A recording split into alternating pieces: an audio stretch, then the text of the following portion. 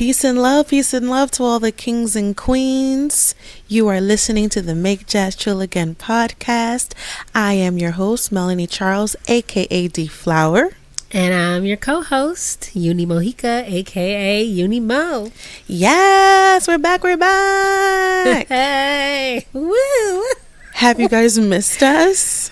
I missed us. I missed you. Too. I missed you too. In a good way. Yeah. In the best way. Of course. Well, when is missing someone ever in a bad way? I've been come across people who are saying I miss you is a negative thing. So I'm really conscious of it, how it makes people feel. Okay. So there's not guilt associated with it. It's like, no, I miss you because I love you. It's not because I'm mad at you or anything because I'm not seeing you. So you know what, Yunie? That is a really very good nuance that you speak of here. It's true. So people be mad when you don't have time to see them. It's like, boo. No, that I know you know. Yes. I know you know what I'm talking about. And I definitely it do. only comes from, some might say it's the Libra in me, but I say it's just out of experience. Yeah, you do know. You do understand the nuances, especially of us Pisces. We talk about this all the time. You really know how to deal with the Pisces. You know, and it makes me think of your song, Don't Be Offended If I Leave You on Red. I need time for myself. I just need some time.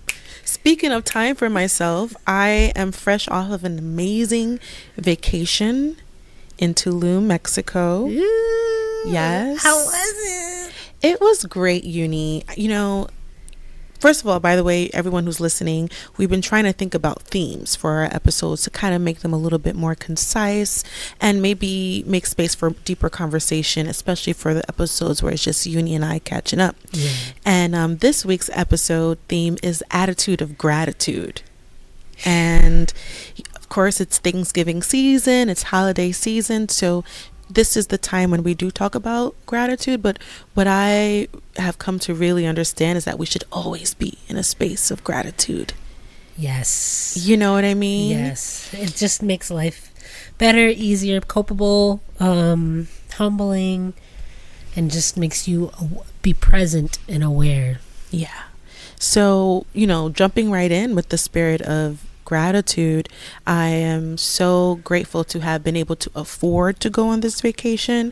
I'm grateful to have found some time to go on this vacation. And y'all, this vacation was very eventful. Okay. My second day arriving to Tulum, I didn't tell my mom this because I didn't want her to panic. So now she's been listening to our episode. So Mom, I'm fine. Clearly, I'm fine. She's like, why am I hearing about your life from your podcast? I only in the family, I talk to you, Yunie, but other than that, I really just talked to my brother while I was out there and I was telling him about the craziness. But the second day in Tulum, where I was staying at was a beautiful hotel in this area called Aldea Zama, which is kind of 10 minutes away from the beach town where all the hotels are. So it's a developing part of town and really beautiful and new. Anyway, so it was a hotel that also has certain rooms at the Airbnb and certain apartments that people rent out as apartments. So it's a couple different things happening in this really beautiful space. And so they have bicycle rentals, scooter rentals. So I'm like, okay, let me rent my bike because I'm a biker girl. I'll be biking all over New York or whatever. Yeah. It's nothing. If you can bike in New York, you can bike anywhere. You know what I'm saying? So I rented a bike the first day, second day, third day, the bikes were all out. And they were like, okay, well, we have scooters. You can use a scooter. So I was like, okay, let me try a scooter. Now, I've ridden Revels in the States all the time. And that's a scooter, right? Do we all agree? That's what I thought. That was my idea of what a scooter is. Right. Now, the Revels, they have this thing where they kind of automatically stop if you start going a little too fast. There's a trigger thing that happens. So you never can really go out of control with those things, as far as my experience been riding those things. Anyway, y'all, so the lady's like, yeah, here's a scooter. Da, da, da. It's kind of different. It's different than what I'm used to. So she's trying to show me how to use the brake and the da da da da da, and I'm just in front of the hotel, and it's kind of like a cul-de-sac, I guess you can say. So it's like the outside is like, it's like right, the hotel's, it's like right there, like in Like that right front. when they pull in, it's kind of like a roundabout-ish. Right. type So of I'm thing. right in that area right there in the front. And I'm like stopping, starting, and I'm like, nah, this isn't gonna work. So I attempt to pull over into like the little parking area, park it, and be like, I'll just walk to the beach, child. It ain't gonna work out. When I go to press the brake, the scooter revs into a tree and totally crashes the damn thing. Totally totaled. Y'all, Totaled it. Like, I should have taken a picture, but I'm so not a like photo person like that. Like when things happen, I was just panicking. And oh my God, Mel. that's the first step. That's the first thing that I want to say about gratitude today is like, I'm so grateful to have survived that, because the bike didn't stand a chance. I don't know how, like, if That you saw the bike, scary. listen, I remember when you Yunie, reached out to me about that. I you was know, like, what? and you know, the second piece of gratitude that I have to express today is my gratitude to you, Yunie. You are such an incredible friend. Like, you always know what to say, especially me as someone that kind of catastrophizes. I'm working on it, but like a lot of things are like the end of the world for me. You know what I mean? And you've always been so like level-headed and just know the right thing. Never judgmental, always patient, always like with a, oh, how about this? A fresh idea, a peaceful idea. And in that moment, you are such a blessing to me on my little vacation in Tulum. So thank you so much, Yunie. I love you. You're the best. I love you too. I just know how important this vacation was for you, and as your friend, I wanted you to enjoy every moment that you possibly could. And the fact that it was early in the vacation and you're there by yourself, and I just wanted you to feel a big warm hug from far away and be like, girl, you got to brush this off. Whatever I could do to think of to be like, yo, help you brush this off and just breathe and really be able to be present in the space that you were meant to be at and you had to be at, and it was so important for how hard you work. And it's so hard for musicians to go and have a vacation. Yeah, I mean, we really don't do it because it's not right. I mean, we travel all the time for work. So I think we're always like, why am I going to go travel? I'm always traveling, you know what I mean? But it's different. You know what I mean? Totally different. It's totally different. I cannot emphasize that enough, where people kind of think, and even I thought when I was a musician in college, oh, tour is gonna be so dope, and you get to travel the world and do all this, and it's gonna be amazing. And yeah, it is. There's the parts that are amazing, but it's only it's the stage that's amazing. And there's stages all around the world, and it's reaching your fans and playing music for the people. But everything that leads up to get there takes a lot of hard work, and it can be very taxing on your body. And it's like, imagine if, for those of you who have never experienced what working traveling and working, not even just from a musician standpoint, because there's a lot of people out there that travel and work, travel for work. It's nothing like vacation. Imagine all the things that you do at your job, but you can never do it at home. You can never do it in within a 10-mile radius. Because when you think about it like that, then you have an idea of what people that work outside of a 9 to 5 or just or work within their hemisphere, 10-mile radius, like I just said, you start to understand why you choose to not make your commute an hour.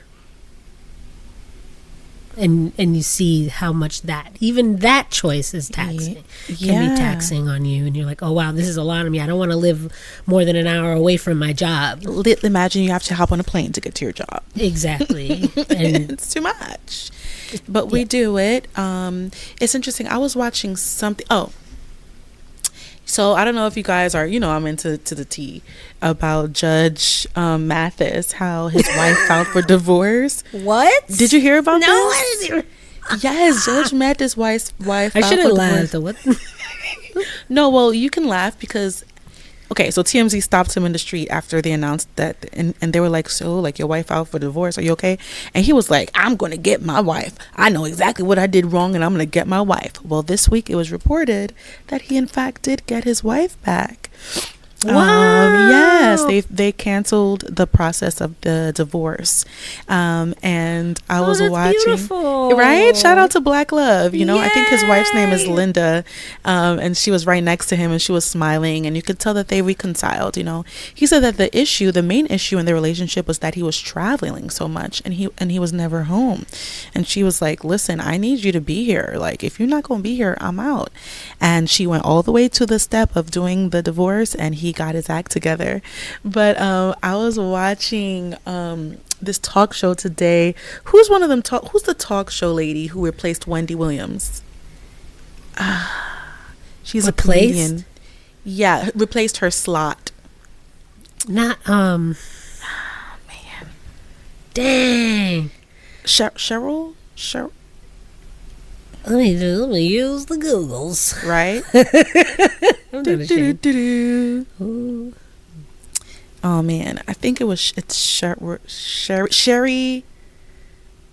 Oh, Sherry Shepherd. Sherry Shepherd, yes. So I think it's been 2 years now, her show. In any case, so she was cracking jokes. She was like, she reported on the Judge Mathis thing, but in the TMZ footage of him being like, yeah, I got my wife, and now he said, I'm on a mission to bring back Black love, something like that. And Sherry was like, don't now hold up, Judge Mathis, you on a mission. Mission means that's work that you do that involves travel, and your wife said she needs you to be home. So she was like, be on your own mission, to tend to your own home before you get involved with everybody else, and then you back at square one.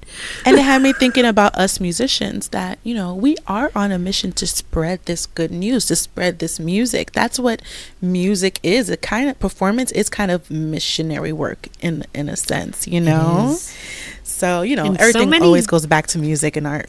It does. And music is multifaceted in so many ways. Multifaceted in the message. Yeah. Because it could be secular, it could be non-secular, it could be about the party, it could be about gathering for peace, and it could be about shaking your booty, or it could be for sitting and listening. So there's so many. Music is not a monolith. Yeah. And neither are we. And the fact that in order to have a good living and to have the most reach, you gotta travel, so how do we make peace with that part of it?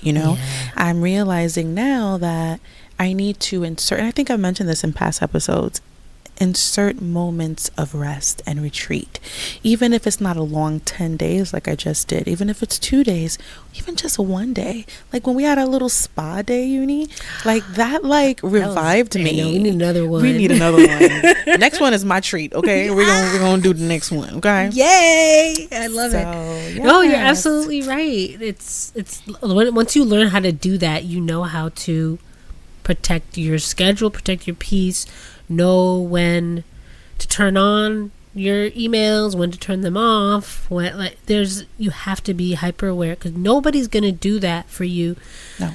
At all. You got to do it for yourself. So you have to. I was talking with a friend of mine. I'm not going to disclose their name because I know they're private, but I told them, and they're a well-known musician that travels a lot and does everything themselves.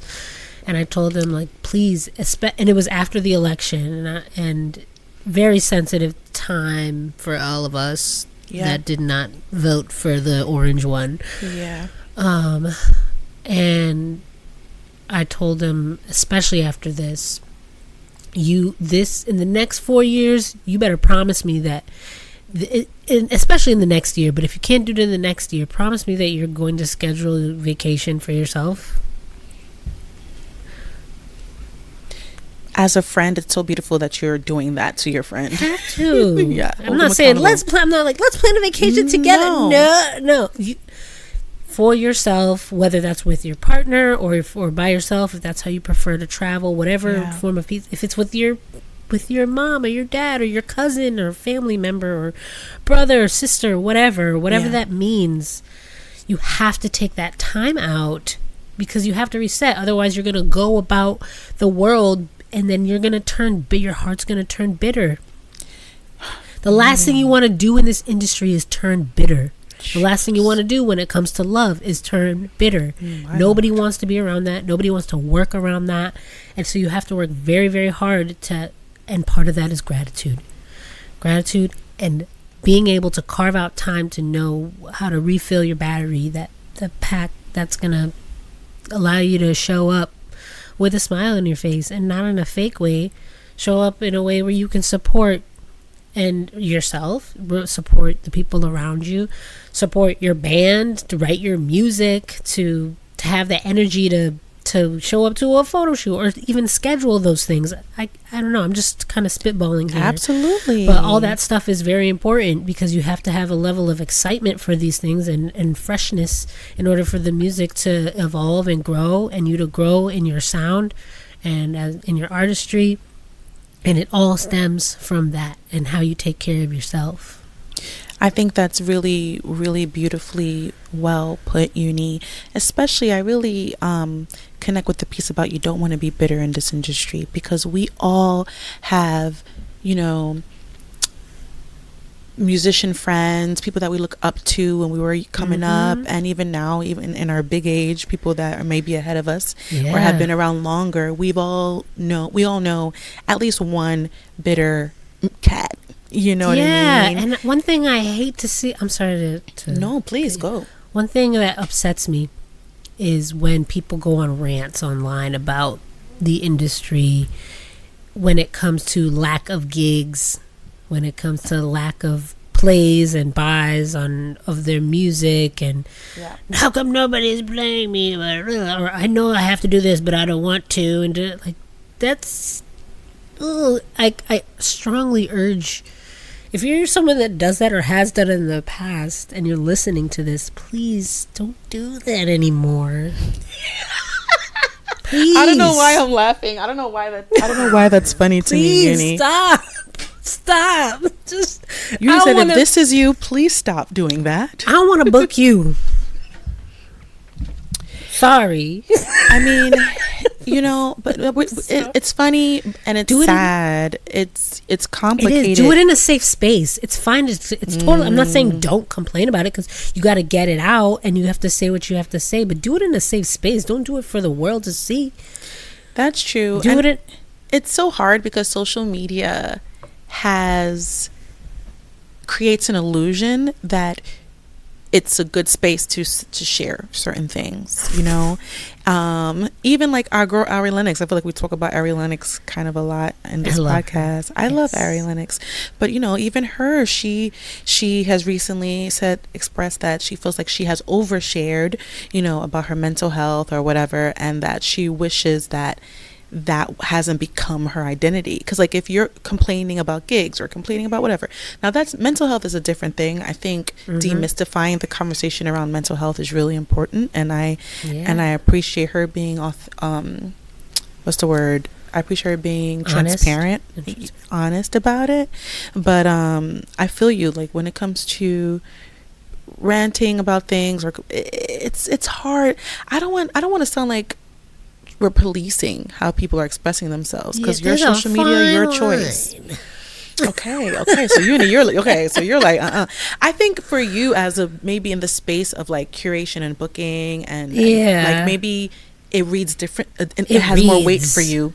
It reads in a certain way, and I understand the woes and the things that suck to do, and the things that the fact that some people may get more favor than others, but there's always more behind the curtain. And I feel like if you're gonna say those things, why not do something about it?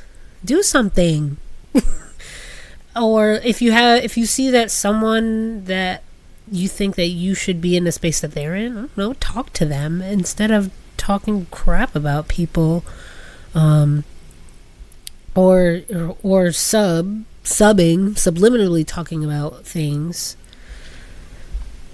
You know, I don't know. When it comes to stuff about like the industry, yeah, I kind of get a little like annoyed. But when it comes to racial inequities, then yeah, I do want people to talk about that. When it comes to you know, fair pay, I do want people to talk about that.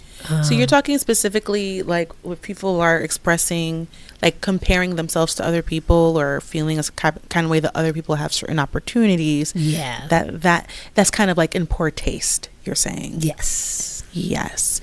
Okay, that's very interesting because, you know, I've been guilty of that, you know, of like on social media, whether it's disappointment of like not getting on the ballot for the Grammys, or you know, disappointment with the label that I was signed with, and feeling like I want my community to like know this, because sometimes people, you know, people would think that. No, I can pause because I want to hear what you have to say about that. I think it was great for you to talk about the issues that you had with your previous label. I think that's important because, especially since your album had a very specific message. Okay. And your album is ingrained in history now. And the fact that they're no longer your label is unfortunately proving a point. And I think that to me is not in poor taste. Okay. But I could see how maybe other labels might feel that it is.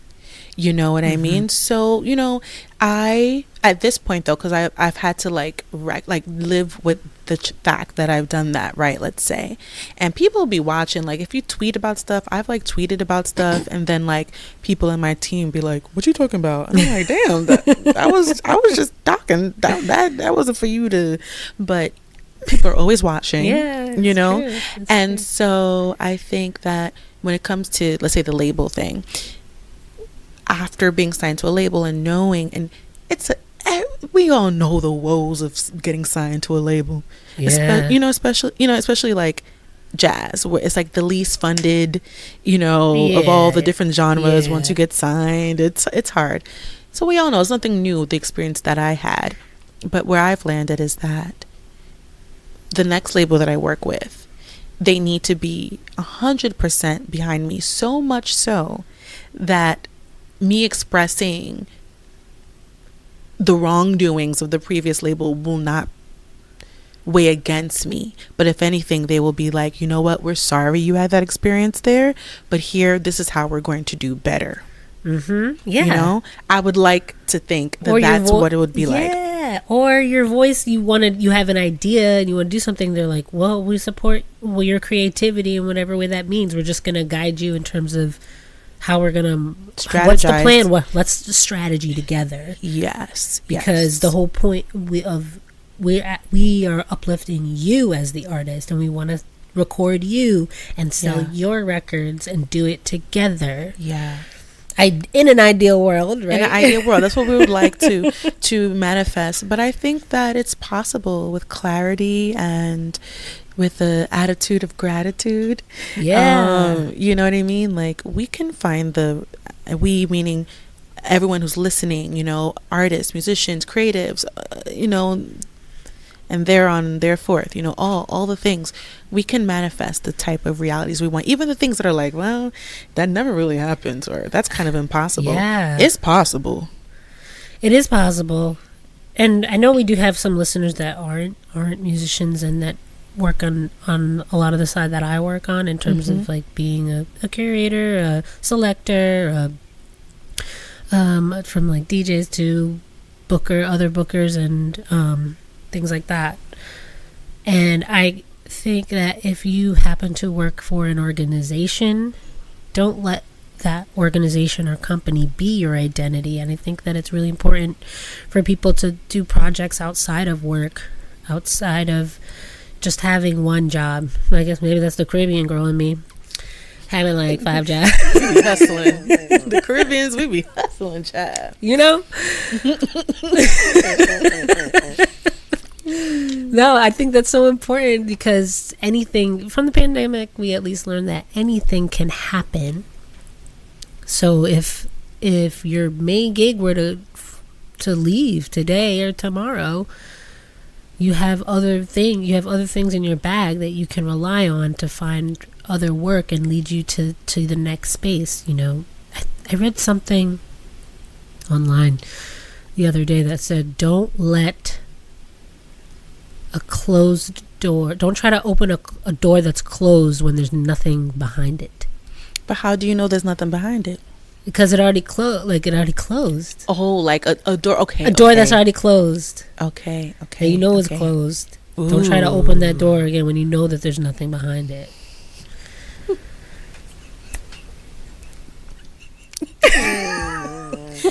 Ooh, Gotta. I love that. You know, I love that. it's a good one. Yeah, that is a good one. I mean, I'm curious for you, Yunie, like, attitude of gratitude. What is jumping out to you that you're feeling grateful for? Man, I am, even though I just went on a whole rant about having, you know, multiple things outside of a job, I am thankful for where I've landed. So many opportunities and new life has sprung up from the opportunity to work at Summer Stage, and I can't thank Erica Elliott enough. We love you, Erica. I love her. her. Yeah, she's awesome. No, I tell her all the time, like, girl, you saved my life. You don't even know. And she's like, what do you mean? And I'm like, girl, you don't know. So no, like, there were reasons this past week that I saw some changes that had happened in a previous job that I was in that I noticed. I was like, whoa. Thankful I'm here. So there's that, you know, that I'm very gracious, and how we work together as a team. It's really amazing. I've learned that even when I was at Jessica Center, our team was really great too. Right. And the most important thing to me in environments that I work in is enjoying the people that I work with. Yeah, it's true. We could be working for, it's not always about, I've learned that it's not always about the thing that you're working for or towards. Yeah. Because you could have a dream to, I don't know, you could have a dream to have a zoo. Let's just, arbitrary thing. Okay. Have a dream to have a zoo. And you have a zoo, but everybody you're working with sucks. But you're having your dream. Right. Doesn't make it fun. But you have a zoo, and everybody around you rock with, and you work, and you have a flow, and then it's enjoyable. So you could be in your dream job and completely hate it because the environment is toxic or the environment sucks. And it really is about the people that I work with. Yeah, is the most rewarding thing, and it allows for creativity. It allows for space for people to feel like there's growth, and just becoming the best version of you in work, because you do want that. So, and then you can translate that to your band. That's the other thing that I'm gracious for. And in working on music in the past couple years, I'm really grateful for the performing opportunities that I've been able to have. Just being able to play with my brother, amazing. Being able to sing next to Chanel has changed my life a lot. And I got a shout out to GBD, who's the second DJ that's in the Sonic Messengers Collective.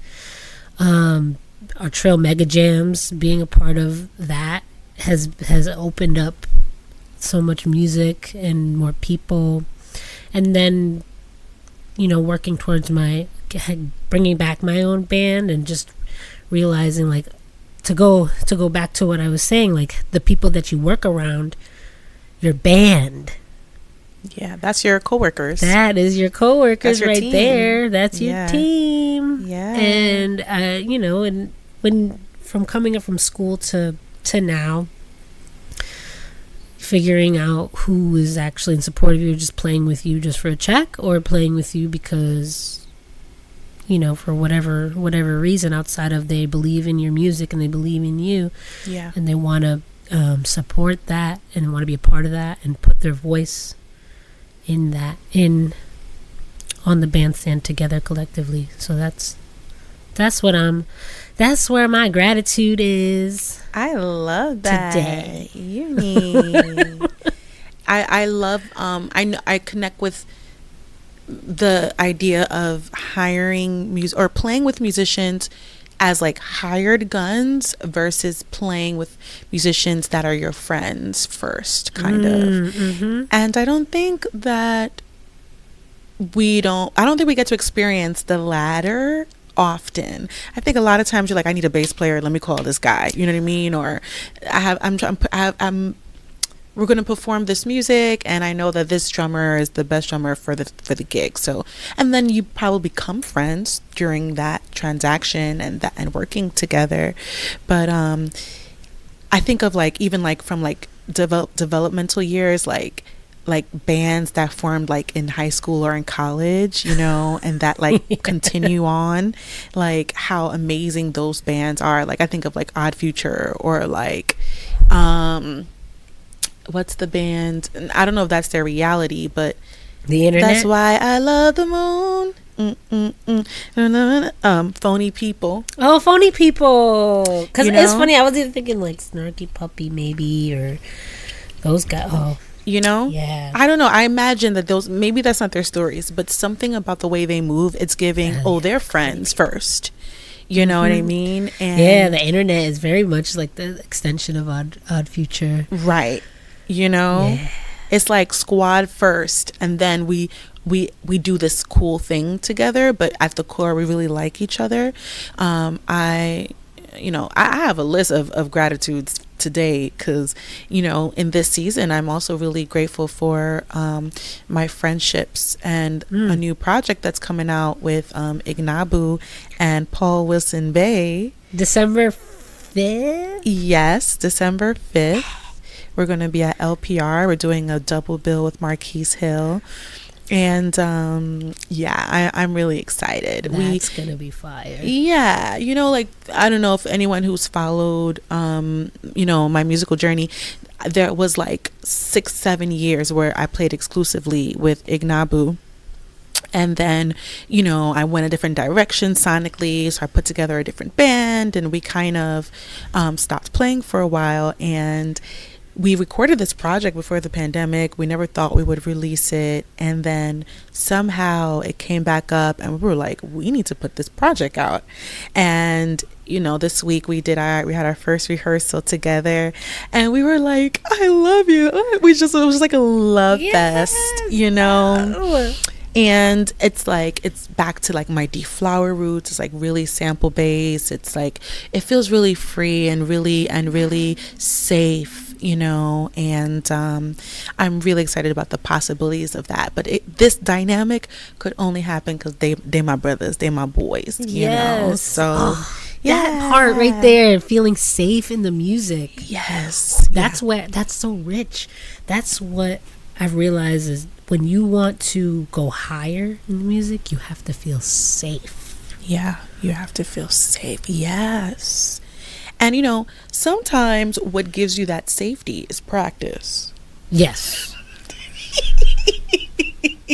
Yes. Bro, and I know Yes. I don't practice enough on flute. Like, you know, I always talk about that. Listen, I always feel like I gotta practice more on the saxophone. That'll never go away. You know what I mean? Ever. But I like know certain cats that they'd be like like they would just be blowing, and you could tell that they feel a sense of safety, and that's because they do what they give themselves the time to shed, so that when it's time to go into war, you know what I mean, if you will, that they're feeling safe. Yeah, so much is required of them too, you know. Yes. Yeah, I remember sitting in master classes in school, and everybody would say, every single master class, the most popular thing said, you know, it reminds me of, you ever see the People Gallery videos online? The People Gallery, it's a page, it's like a fashion page. And he asks everybody, what's your favorite meal? Like, if you could give anybody fashion advice, what would you say? And everyone's like, be yourself, be yourself, be yourself, be yourself. And this is one of those be yourself things that they said in every masterclass was, practice now while you're in school, while you have the time, because when you get out of school, you're not going to have it. Here we are. Everybody said it for a reason. I wish I listened more to that. I wish I did more.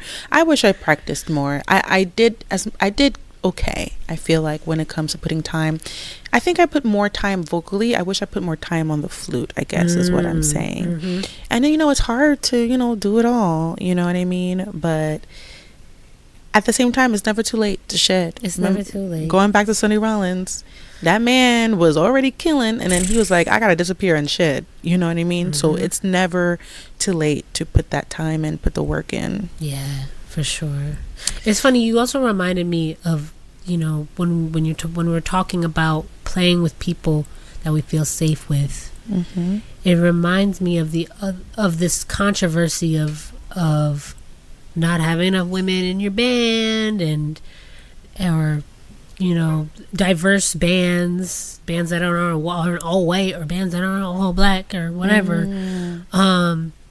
It's constantly a topic that gets brought up, or something that you always see. Like, a lot of times I'll see an all women band, and they're always all white women, and you don't see very few to little to none black women in there. So it reminds me, that kind of popped in my brain a little bit, because we play with our homies. And while a lot of organizations and curators push people to play together from different places and spaces and different personalities, and come from different areas and grow up differently, try to piece together bands that show diversity, and which then gives to the point of like, this isn't authentic, but people want to see it. You touching on something, Yunie. I never really even thought about that in the discussion of, we need more women in this space. We need more different, diversity culturally. Like, that is beautiful and really important. And I think it is part of like the American experience, is the diversity. It's the melting pot. But there needs to be a consideration of, we play with who we're around, who we're connected with, oftentimes. And when especially when curators like try to like force a curation, a lot. I've been in rooms where people are like, let's put together so and so and so and so, and have them like play together. And I've interjected sometimes, be like, actually, I know them and they don't actually like each other, so that's not really a good idea. You're killing me today. Or sometimes it's like they've never met and they've always wanted to meet and they've always wanted to play together, and it's great, and it comes out great. Right. But then sometimes it's just like, these Frankenstein bands aren't always a good choice. Oh, I like that term, Frankenstein band. Is that a term that people use? Did you just pick that up? No, I've heard people say it before. Say it before. That's good. I like it. Because you're like, this heart, this arm, this. Yeah, that's deep. But then I've seen people become friends and play for the next 20 years together from it. So like, there's good in that curation. There's potential for good in that. A lot of potential for good. Or a young person will play with their longtime idol for the first time because of it, and they never would have been able to have that opportunity to play the music of such and such. Yeah. So it's... Well, you mentioned the word idol, and we meant to open up with this, but the past 2 weeks we've suffered some very, very, very deep, huge losses. Maestro Quincy Jones and Maestro Roy Haynes both have entered into the heavenly plane, and I think we all collectively actually just felt gratitude for what they both have done for the music. Yeah, like big time. I also gotta throw in the 2 others that we lost recent as well. That's Benny Golson, right, and Lou Donaldson. Oh, right. Yeah, I think I missed that Lou Donaldson pass. Yeah, that one kind of slid under the radar a little bit, but our saxophone giants that have been here for so long that when they leave us, not just saxophone, our jazz giants, when they leave us, while it's sad because of the timing too. Like there's we're taking L's at the end of 2024. We're taking a lot of L's at the end of 2024. Taking a lot of L's, and we're like, come on. And it would have been great to see Roy Haynes celebrate his 100th birthday in person. We're celebrating all these centennials. Yeah. And it would have been very special to see that, to witness that, even if you're not there, just to know that he was able to do that is something that would have been impactful. Yeah. And these musicians have given us so much and dedicated their entire lives all the way up until their last breath. All the way up to the last breath. Someone said on Twitter, I can't remember who it was, but he had me dying. He said, so you mean to tell me everybody met Quincy Jones and everybody had a special moment with Quincy Jones? Because everyone posted a photo with Quincy Jones. He was like, so you mean to tell me? I did not have it. I never met Quincy Jones, and if I did, I would have posted it too. And I'm normally like, everyone posting, like, I feel like sometimes when people do that, it makes it about them a little bit. But I think in the case of Quincy Jones, it was proof of how much he cared, because you can tell that he was so present with everyone he met. Like when I met him, it was at a show, I think it was at Guantanamera, and it was I don't know why I'm blanking out today. It was Pedrito. Oh yeah, he had that residence. Yes. And Quincy Jones was just chilling in the corner by himself, I think. And this was when I think Berry Gordy, they had a play on Broadway about Berry Gordy and Quincy Jones. There was some kind of Broadway thing going on.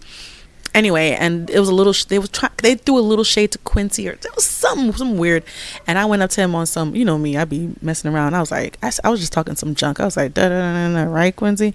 And he was like, yes, exactly. And then we just like laughed and kikied, and like my friend captured those moments and that photo, that moment, and you can see that we had a connection. It wasn't really musically. He never heard me sing, and I really regret that we never had that opportunity, but I got to connect with him in a really human way, and I'm so grateful for that. And I know many musicians have that same experience, so thank you, Quincy Jones, for like being like all our like uncles. That was Unc. Yeah, he's the Snoop Dogg of jazz. He's exactly.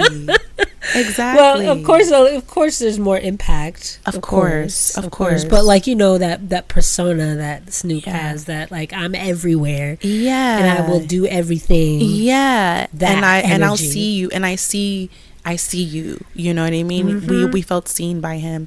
I also, Roy Haynes, I never met him, but I'm good friends with Marcus, his grandson, Marcus Gilmore, and talented. I can only imagine how Marcus is feeling. I sent him a text, but I know that was his main man. You know what I mean? So of course, let's lift him up in prayer, and the whole family, Lou Donaldson's family, and Benny Golson's family. It's out on the West Coast. And what I like about our podcast, I feel like every episode we kind of talk a little bit about an OG, an elder, and it's very easy to forget the elders, and they've done so much for us. Like, I think we have to really be intentional about like honoring them and shouting them out. It's almost time for us to wind down, but I also want to alert our listeners that Reggie Workman is trying to fund a documentary film right now. Yes. And is there a GoFundMe? There is a GoFundMe. Yes. If you go to his Instagram page, you can find the link to that. I'll put it in the description. Just find, it's going to be in our our description. Click on it. Donate. Support Reggie Workman. He is one of the last living legends of our community. Yes. And he's here. He's giving us everything. He's constantly teaching the youth. Constantly. Always. The name of the work is Immortal, the Musical Crusade of Reggie Workman. And just to make a correction, it's an Indiegogo, not a GoFundMe. Indiegogo. Yeah. So yes, please guys, click that link. Please support. I want to see this film. I want to see if this film made. You know what I'm saying? So this was a fun episode. Yes. We hope you guys enjoyed hanging out with us. Follow, like, subscribe, share. Put someone on to our podcast. Yes, share it. Share it. We have a good time. Yeah. And I guess before we sign out, what are you guys grateful for? What is in your attitude of gratitude? You can share it on our Instagram comments, on our YouTube video. In the comments, let us know what you're grateful for in this season. All right. Well, I think it's time to sign out. Whatever you do, remember to make jazz trill again.